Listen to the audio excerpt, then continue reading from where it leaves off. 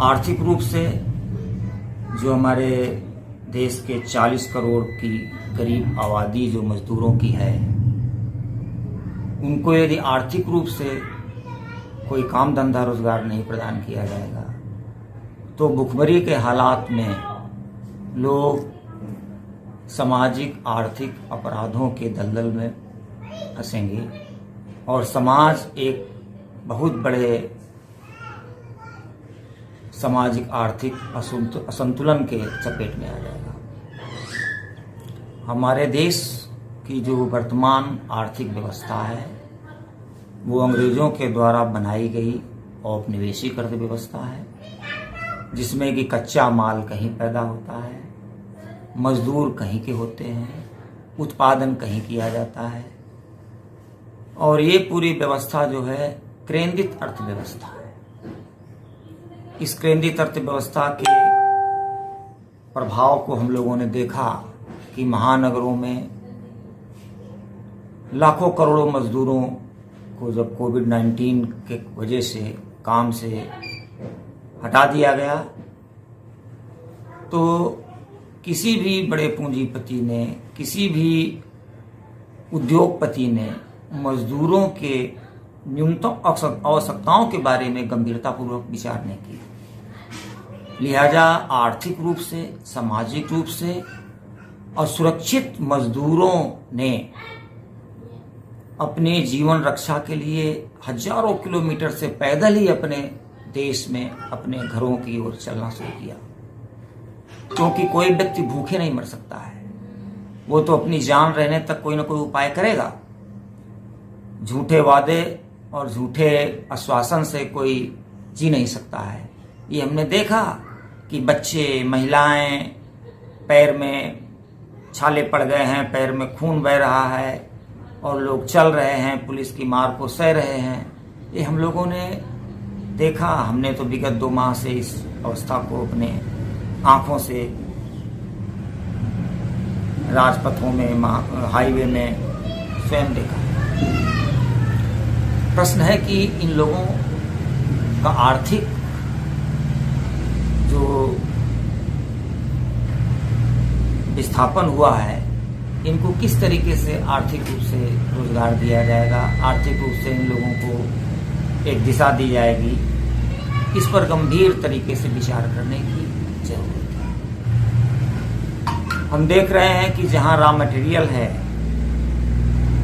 वहां श्रम शक्ति भी है, कुछ न कुछ श्रम शक्ति सभी जगह है। कुछ जगह श्रम शक्ति का बाहुल्य है, कुछ जगह श्रम शक्ति का बाहुल्य नहीं है। तो जहां रॉ मटेरियल है उस जगह की श्रम शक्ति को उसी जगह उसको लगाया जाए। क्योंकि प्रौद्योगिकी की जो विकेंद्रित अर्थव्यवस्था है, प्रौद्योगिकी के अप्लाइड साइड का जो कंसेप्ट है, जिसको जो है समाज आंदोलन कहा जाता है, उसमें किसी भी बाहरी व्यक्ति को जो है आर्थिक गतिविधियों में हस्तक्षेप करने की अनुमति नहीं दी जाती है। स्पष्ट रूप से कहूं तो कोई बाहरी व्यक्ति जो है किसी भी समाज की आर्थिक गतिविधियों में भाग नहीं ले सकता है, उसमें दखल नहीं दे सकता है। तो जहां रॉ मटेरियल होगा वहीं उसका उत्पादन होगा। रॉ मटेरियल को जो है किसी भी सूरत में निर्यात नहीं किया जाएगा। उदाहरण के रूप में मैं जरूर कहूंगा कि जैसे बिहार का हाजीपुर क्षेत्र है जहां की खूब केला होता है, नौगछिया क्षेत्र है जहां खूब केला होता है, मक्का होता है। तो जहां केला और मक्का है वहां मजदूरों की संख्या भी बहुत ज्यादा है, किंतु केले के आधारित उद्योगों का वहां बिल्कुल है ही नहीं। मक्के के आधारित उद्योग वहां बिल्कुल है ही नहीं। उसी क्षेत्र से मजदूर लोग पंजाब जाते हैं, दिल्ली जाते हैं, बंबई जाते हैं। तो यदि जनता वहां की और वहां के सक्षम बुद्धिजीवी लोग और वहां की स्थानीय राज्य सरकार बिहार के मजदूरों के आर्थिक स्थापन के लिए, आर्थिक पुनर्वास के लिए व्यवहारिक कदम उठाए तो मक्के पर आधारित उद्योग, कॉर्नफ्लेक्स है, चूड़ा है, स्टार्च है, बहुत सी ऐसी चीजें हैं जो मक्के से बन रही हैं। मक्के के लिए जो पिगरी, हेचरी और कह सकता हूं कि जो है मुर्गी पालन के लिए जो दाने बनते हैं उसका जो है बेस जो चीज है वो है मक्का। यहाँ से बिहार से मक्का जो है पंजाब जा रहा है, दूसरे प्रांतों में जा रहा है और उससे बन के फिर यहीं बिकने भी आता। तो जरूरत है कि ये उद्योग यहाँ स्थापित किए जाएं, सहकारिता पर स्थापित किए जाएं, कि सहकारिता एक दिन में सफल नहीं होगी। इसके लिए काफी अंडरस्टैंडिंग की जरूरत है, काफी समझदारी की जरूरत है, काफी जो है इसके लिए नैतिकता की जरूरत है, कह सकता हूं कि नैतिक नियंत्रण की जरूरत है।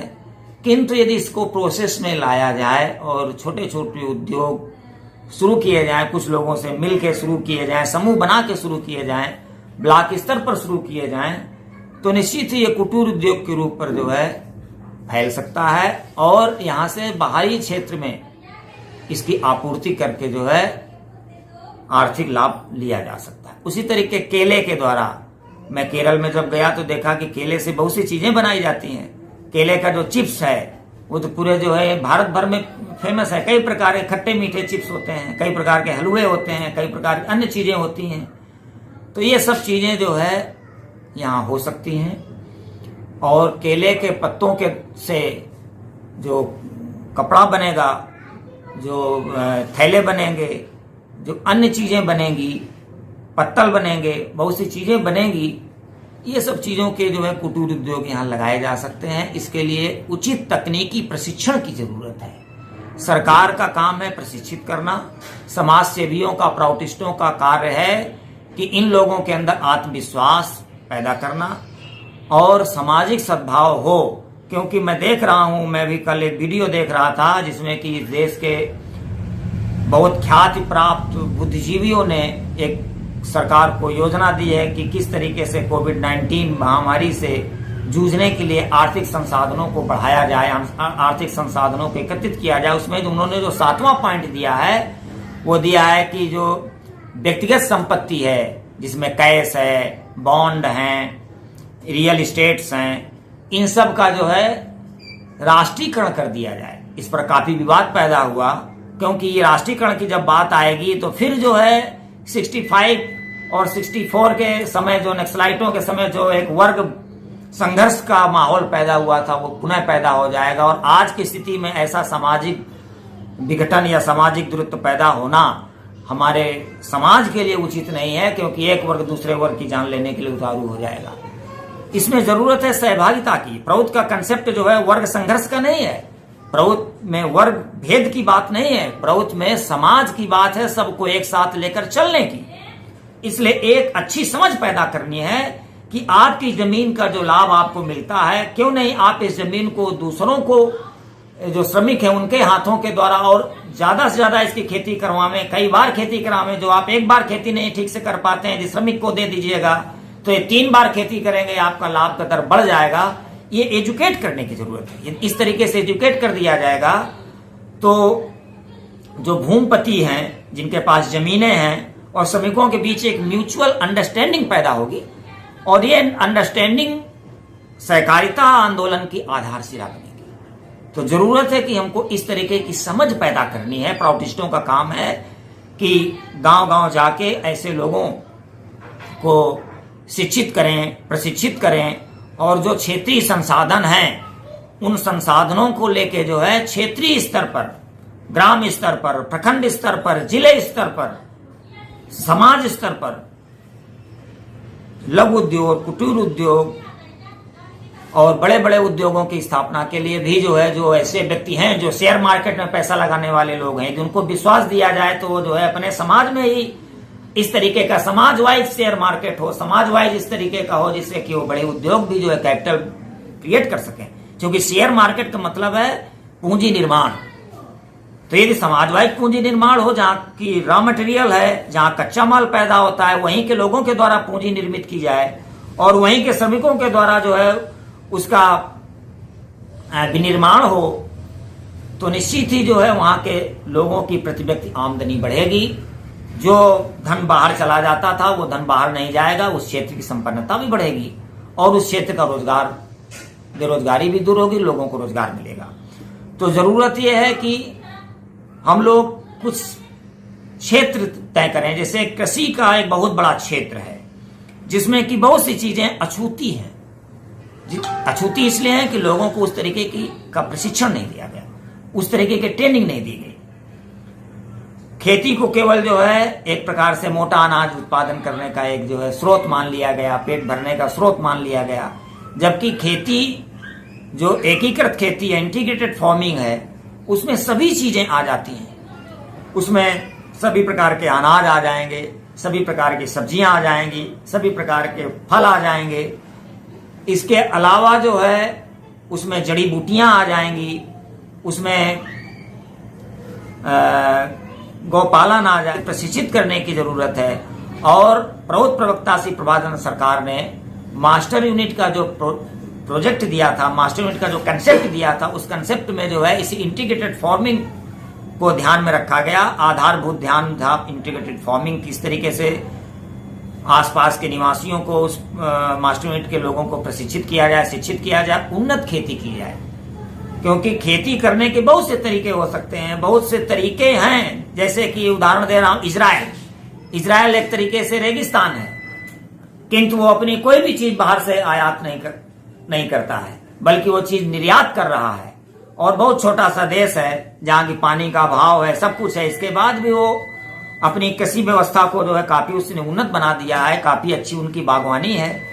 तो मैं सोचता हूं कि यदि ऐसी चीजों को सीख के और इस चीज को प्रशिक्षित करके जो है आगे बढ़ाया जाए तो आराम से बेरोजगारी दूर होगी। प्रौद्ध की अर्थव्यवस्था में विकेंद्रित अर्थव्यवस्था है।